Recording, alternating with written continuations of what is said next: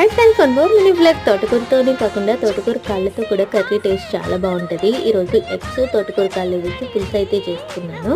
Taste అయితే చాలా బాగుంటుంది. వీడియో నచ్చినట్లయితే లైక్ చేయండి, అలానే నా ఛానల్ని సబ్స్క్రైబ్ చేసుకోండి.